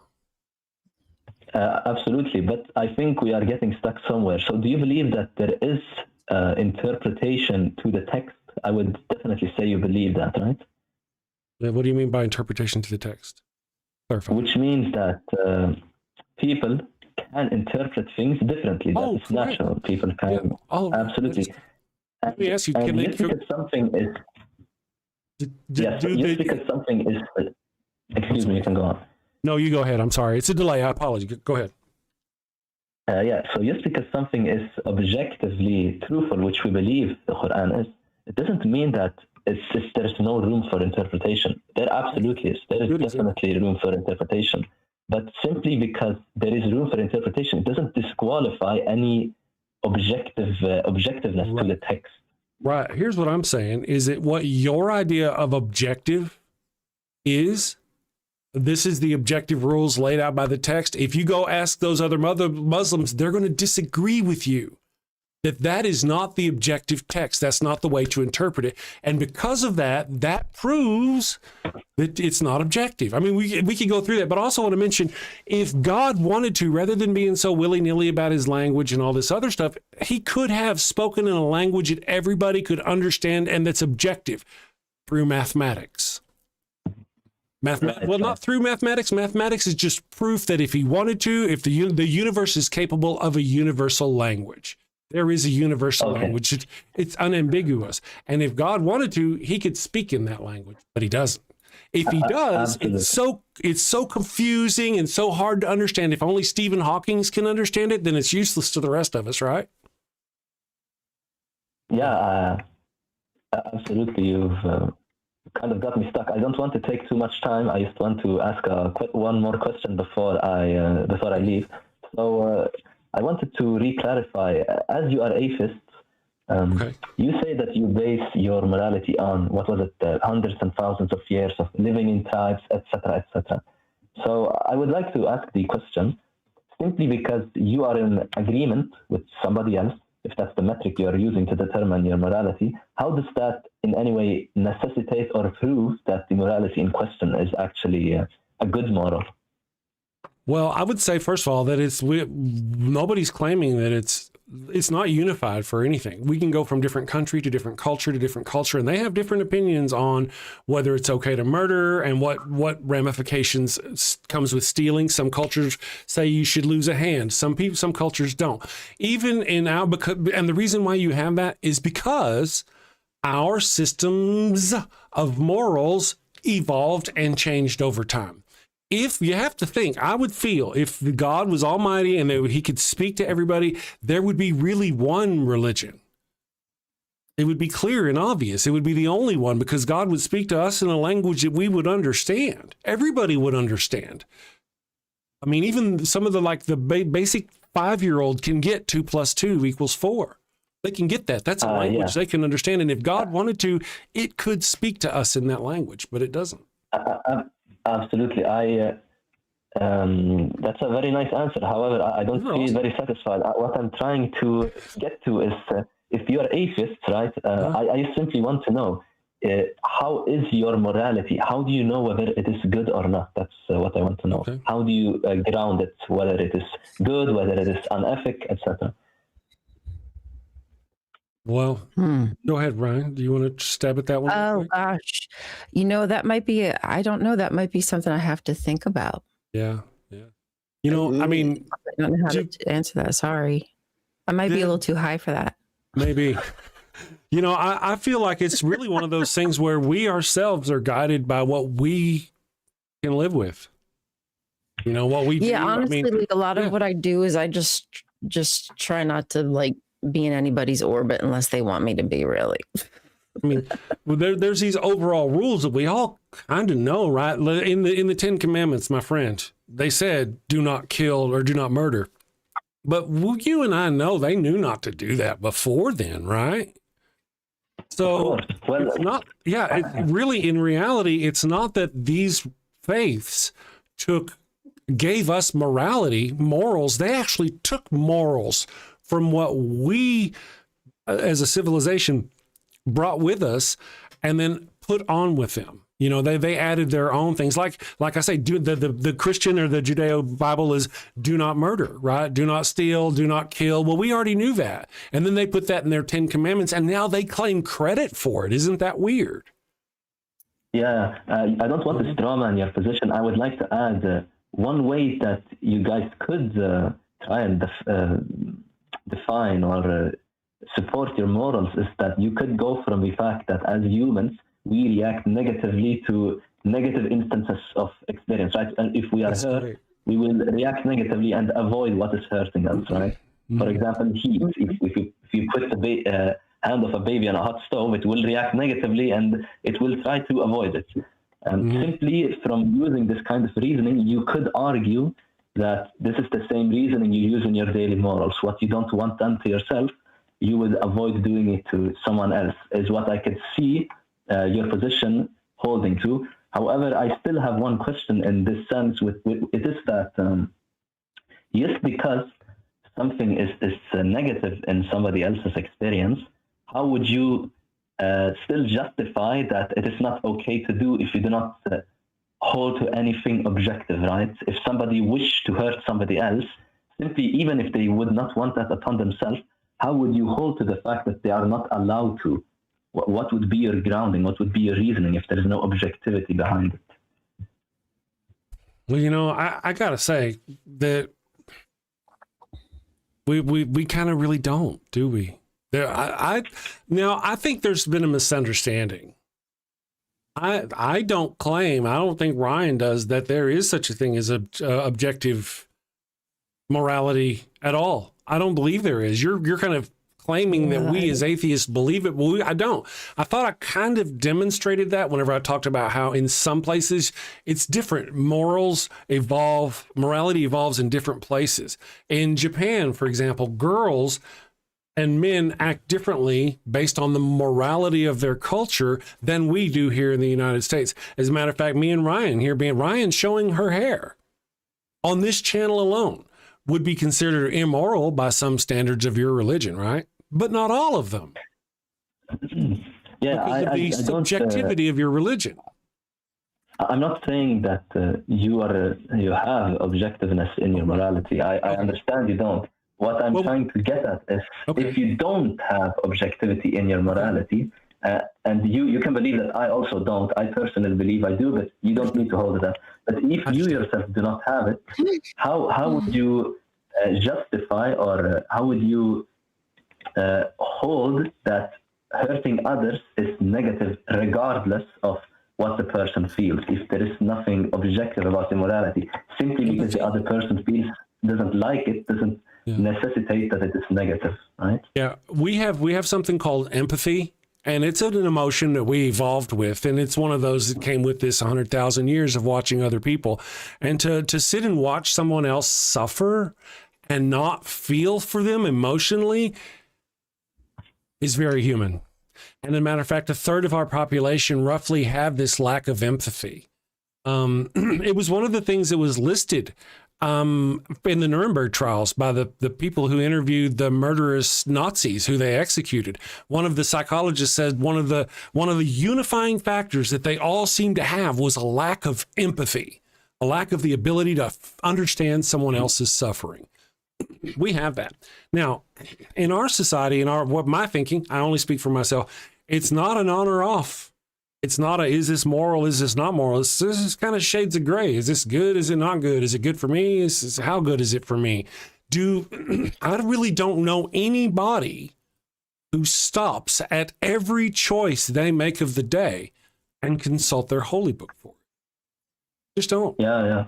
Right. What you said about empathy and that we as humans know that or are not pleased when we see others get hurt. We have we have seen repeatedly in history societies that have literally sacrificed babies to pagan gods. Right. We have seen that many times. This has been the norm in these societies. Right. Now, I'm not saying that. Well, obviously, this is a negative thing, right? I think we both can agree on that, right? But in their society, from what they knew and from what their norms were, they were morally justified in doing so, right? But if you hold to your position, how would you debunk their norm of doing such a thing? Because in their sense, they are morally justified, right? Right. No, I see. That's the whole thing. I'm doing me, brother. I'm doing me. I live by my set of rules, and I don't go around like religious people do and say, hey, and force my rules on them. In my job, what I do here at this show is I actually elucidate. I enlighten people. I point out how horrific, really, normally I don't even deal with Muslims most of the time, right? I appreciate you. It's just that you guys aren't here enforcing your religion on us like the Christians are. They're right here in my grill, trying to make it to where they're trying to force their religion on our children and stuff. So that's why we normally address Christians. But it's kind of the same thing. You won't find atheists out there murdering and killing in the name of atheism and forcing our crap on other people. What the people in the Old Testament and the Moloch, in the Old Testament, we've talked about this on the show. They were mad. They were mad at we can find the scripture if somebody wants to. They were mad at the people of Canaan, was it, Ryan? Because they were sacrificing their children to Moloch, their firstborn. They were it's not now here. Yahweh? Right? Yeah. Well, yeah. Instead of to Yahweh. Now here's the thing that a lot of people don't really understand. They read that and they think, "Oh, it's bad." They were angry at those other people for sacrificing their children. No, they weren't angry at them for sacrificing their children. The Jews were doing it themselves. They were angry at them for sacrificing them to Moloch and not to Yahweh. Yeah, I absolutely. I also hold to the position. I don't like Christianity, but let me try and repeat my question. The question was that you get distracted. If you, by your moral, it's okay. If you, by your moral, the moral standards you adhere to, right? How would you debunk the actions of what was happening, for example, in the Aztecs' time, where they were sacrificing babies, right? Because to them, this was their moral, this was their norm, which was they had naturally developed, right? How would you debunk what they were doing using your own morality if you don't have anything, if you don't have an objective substance to it? Well, I don't have to debunk it for one. I mean, if you mean how would I disagree with it? Debunking means to prove it's not real. I don't think I would have to prove it's not real. So I think you mean, how would I, well, here's the deal. I condemn it. I sit here and I go, oh my God, that is appalling. That is disgusting. Is that what you do, my friend? What do you do? Do you see those things? Do you see them bearing those babies and how they used to sacrifice the children, how they used to cut the hearts out of people? And how does that make you feel? I feel disgusted, right? But the thing I'm getting at is, to these people, this was normal, right? To these people, It wasn't disgusting. And that's what I'm getting at. Their morals evolved in such a way. And therefore, their moral, since it is naturally occurring, it's not from an external scripture, it's a subjective, natural moral that evolved, right? It is, yeah. So I disagree. In the same way, our moral, your moral evolved. Theirs also evolved in the same manner. So how do we know? How do we know when to draw the line? How do we know what's right and what's wrong? I have to go on the morals that I came up with. Just like those people back there who were sacrificing their children, they would look at me and think I was ridiculous for not sacrificing my children. If you saw my son, you'd probably agree with them. Is probably worth saying.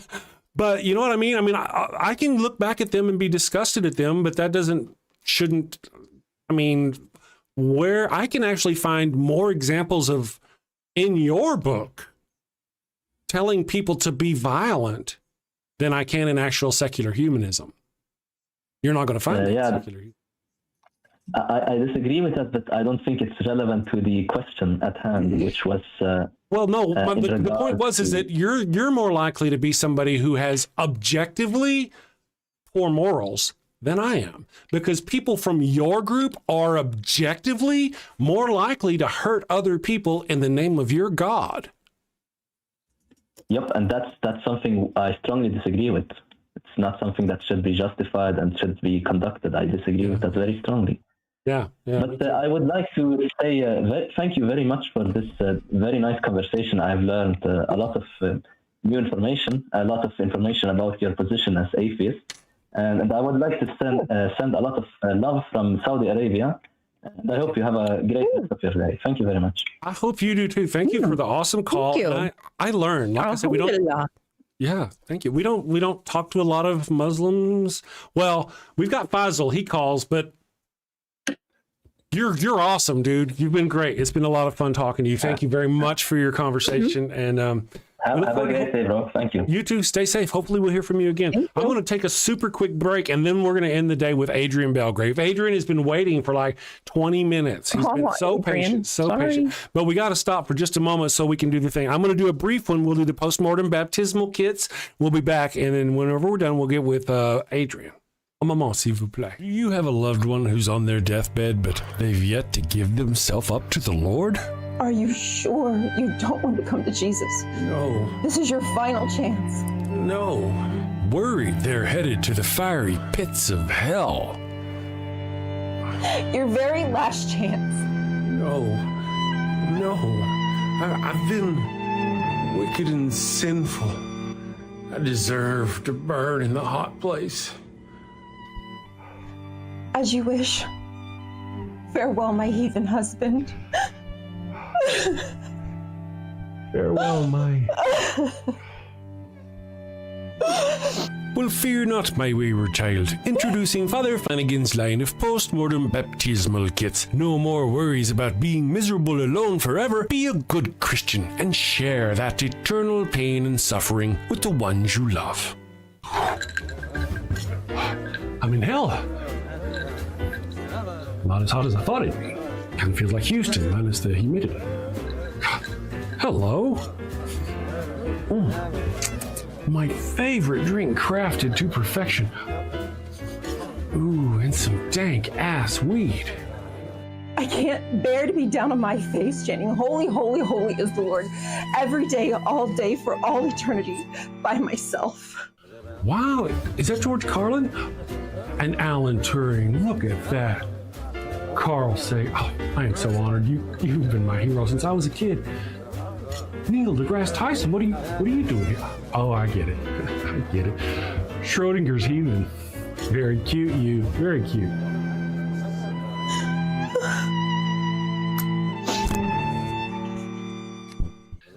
That's fantastic. Oh, what is that? What is? It's holy water. Oh, it burns. No, this isn't where I want to be. Pabst Blue Ribbon and a Marlboro? No! Father Flanagan's post-mortem baptismal kit. Dead kid tested, Mother Teresa approved. Is that the Pope and John Paul? Jim Jones and Jimmy Swaggart, huh? I can see that coming. Neil deGrasse, what are you doing?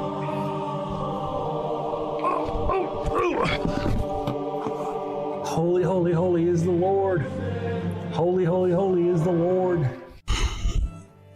Thanks, Father Flanagan. Damn them to an eternity in heaven for only $59.99. They wouldn't appreciate it, but you'll feel better. And that's the point, isn't it? Get yours now. Your heathen loved one's time is running out. Holy, holy, holy is the Lord. This is some bullshit. Holy, holy, holy is the Lord. All right, we are back, and we have got, let me get that off of there real quick, and we've got Adrian. Let me bring Adrian here, if Adrian is still there. Hello, Adrian. Damn it, it makes me push the button twice. I hate it when it makes me do that. And Ryan, what's up? What's up? Good morning, Chris. Good morning, Ryan. Good morning, all y'all atheists and theists in the building. What it is. Good morning. Are you ready for the weekend, Adrian? That I am. I am ready for the weekend. Unfortunately, I have to watch the freaking Seahawks and the Patriots in the Super Bowl. It should have been the Patriots and the Niners, but that's neither here nor there. All right. But yes, I am looking forward to the weekend. Okay, I got to say the evil one is a Seattle Seahawks fan. My wife, the evil one. I remember that. I remember. Yeah, I know it's painful, brother. It's painful. Now it's going to get worse. Listen to me. Listen to me. It's going to get so much worse for me. You got to hear this. I am a Minnesota Vikings fan. And I was going, oh my God, don't give Sam Darnold away. Don't give Sam Darnold away. Don't give it. And then they gave him away, and now he's taking the Seattle Seahawks to the Super Bowl. My daughter comes in, she's like, how are those Vikings doing? I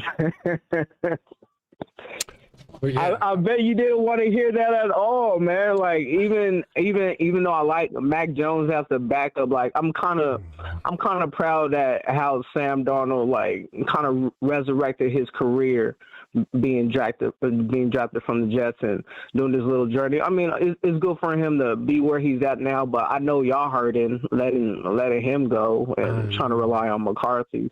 Hell, we may have done him a favor. Yeah. Anyway, let's not bore these folks with stuff. Do you have thoughts about the show recently? What do you think about the changes, Adrian? Adrian, for those of you who don't know, Adrian is we call him our resident Christian, really, because he's kind of our resident Christian.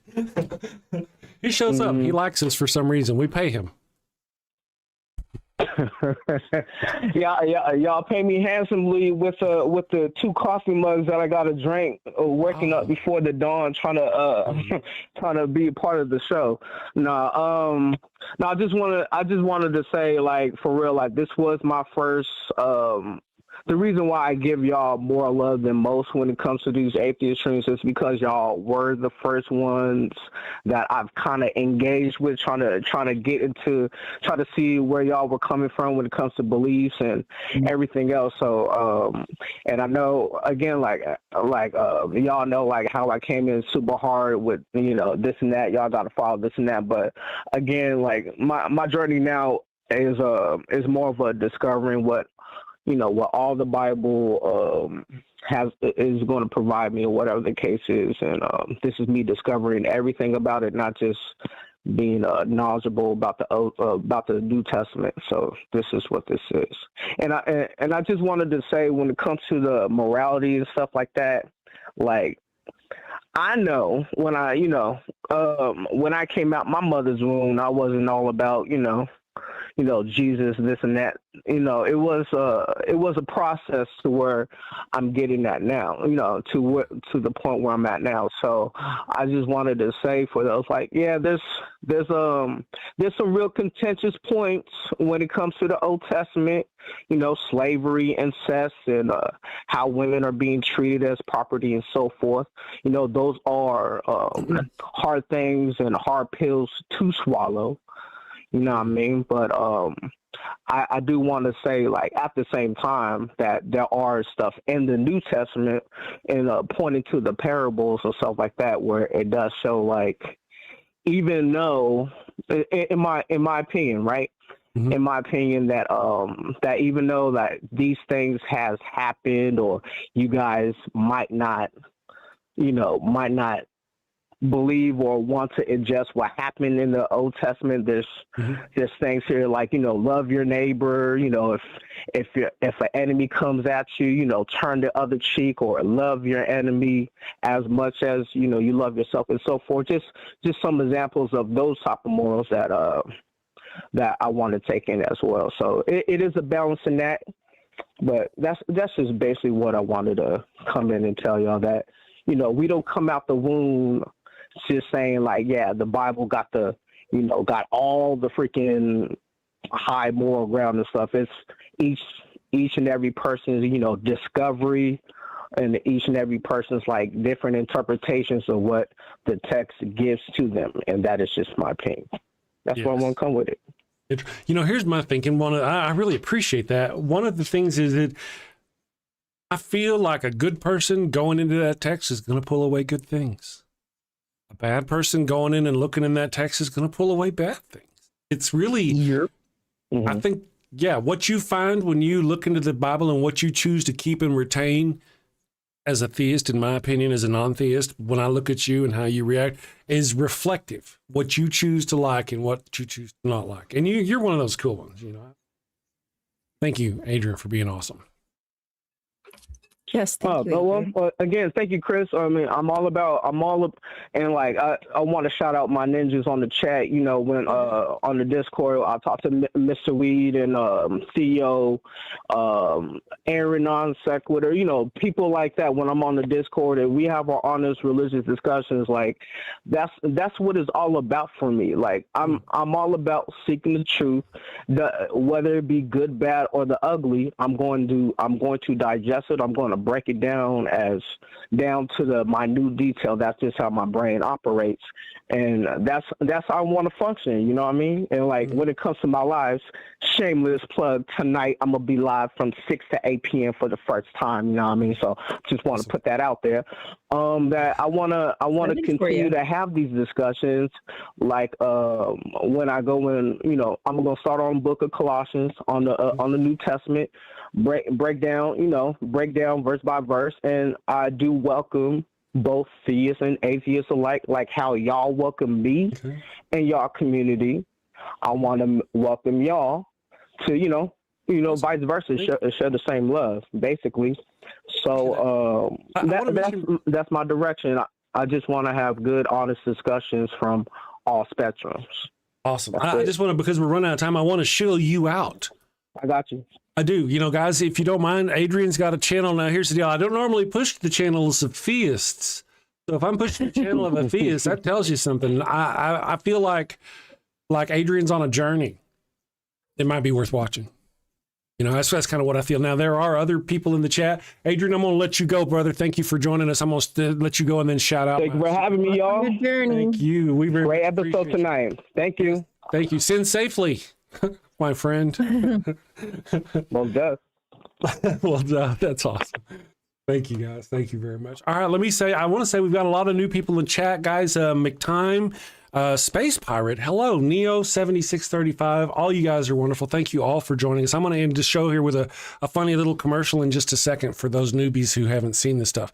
I do want to say real quick, oh man, I lost it. Thank you to Ryan, and I'm going to do our super chats real quick, and then we'll to her, and then we'll say bye to you guys. Now, today is Thursday. Normally we do Sci-Fi Friday.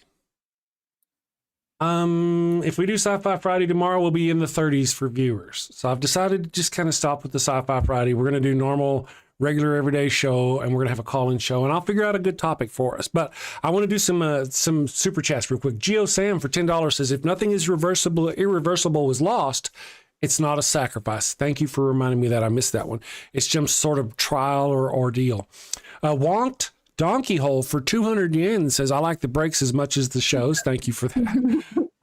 Collapsitalism, I love that name, and I think you're like a spirit animal. Says, I hate money here. Thank you for the $5. And then capitalism's goal is endless growth, and so is cancer. Yeah, I've mentioned on the show here many times, capitalism is what will let people, it forces people here in the United States by regulation and law to step over starving people to throw away good food. So I'm against capitalism very much. Thank you for that, collapsitalism. Asian 432. a newbie to the chat as well. Thank you for joining us. Says the Genesis story is theological, not historical. My family was shocked when I told them. Also, Cain found a wife outside Adamic family. It is comedy. It's a comedy. Yeah, that's a funny one. Dramatic comedy. Yes. Actually, Thriller. Thriller. I've got a series of videos called The Evil God Monster of Abraham. And I went through the story of Adam and all that. Eve was such a victim. She was such a victim. Thank you for the $5 super chat though, Asian 432. And then there's the Flockmeister for $5 says, she's my wife, she's my sister, she's my wife, she's my sister, she's my wife, she's my sister, my wife, my sister. It's Chinatown. You know, it's funny when you say that, I know exactly who you're talking about. It would be Abram. Collapsalism became a bronze level subscriber. Thank you very much for that. And then we also have $10 from Good Morning Ryan and Chris.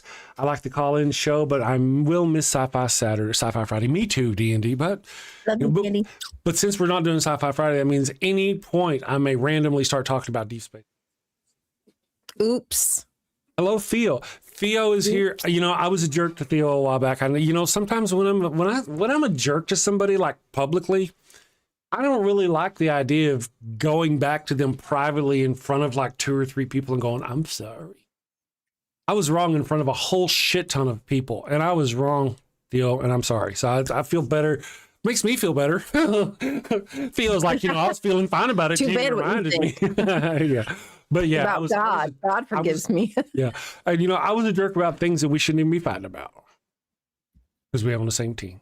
So anyway, guys, you're wonderful. You're all wonderful. Thank you all. Thank you, Ryan.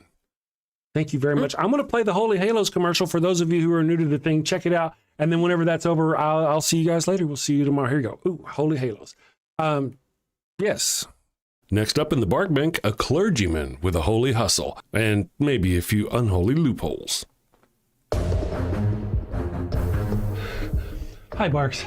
Blessings and belly rubs to you all. I'm Father Flanagan, and today I'm here seeking $50,000 for 3% of my soul-saving startup, Holy Halos, the world's first, soon-to-be, church-approved condoms. Following the ways of the Lord can be hard and often require sacrifices of the flesh.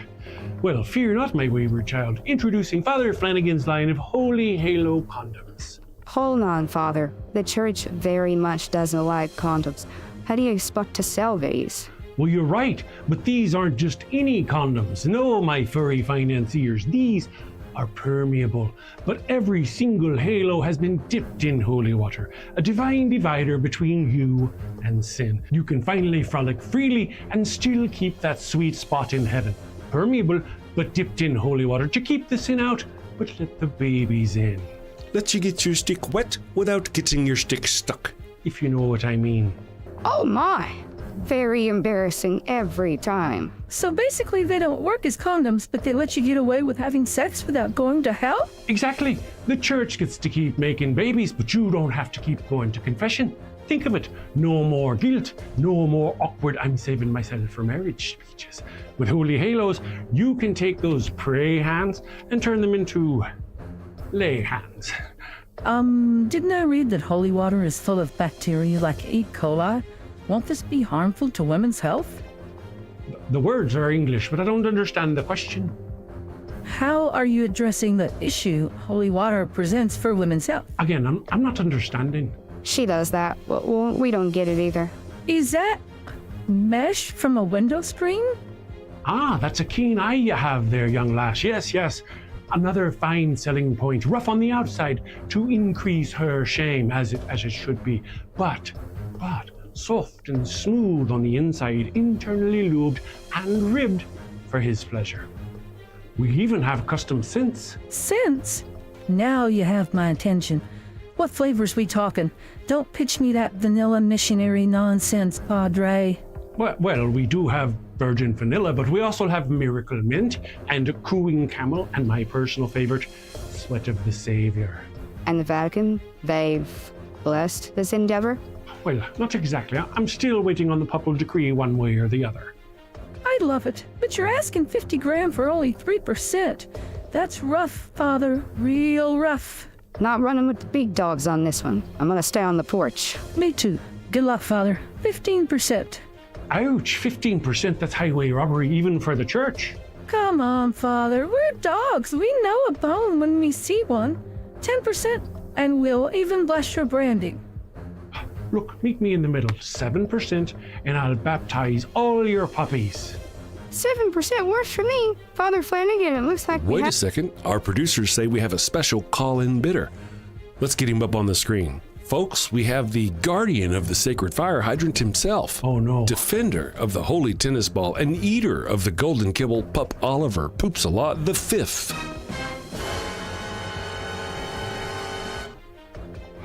Flanagan! Yes, your pope. 50,000 at 20%. 20%? And you get to keep calling yourself a father. Sold to the pup in the very fine hat. I knew you'd see it my way. You're very wise, your hiney. Would there be anything else? He may leave. Father Flanagan's line of holy halos, ultra thin, spiritually thick. Available in 3 sizes, conservative, medium, and liberal. All right, all you wonderful people, thank you for joining us. All you new guys out there, I see a whole bunch of new jerks and smartasses and all those showing up in the chat. You'll fit right in. We'll see you tomorrow. Sin safely, my friends. Got a house that smells like old cheese and shame. Father Flanagan's flesh candles change the game. Goat-scented thrills for your soul's delight. Light it up, baby, make your room right. When you've sinned and need to atone, light a candle and avoid the stone. Smell the goat in a holy zone. Father Flanagan, here to set the tone. Confession booth, busy, no need to stress. Light a candle and forget your mess. Gross odors vanish like sins in the wind. With each wick, guess who's your new best friend?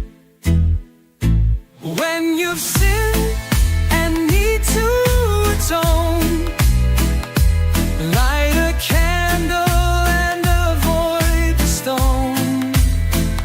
Smell the goat in a holy zone. Father Flanagan, here to set the tone. Lambs and calves may have their day, but goat's the scent that leads the way. Your slate with a sniff so pure. Father Flanagan's got the cure. Turn your home into a saintly space. With every whiff, find redeeming grace. From your living room to the kitchen sink, light the goat candle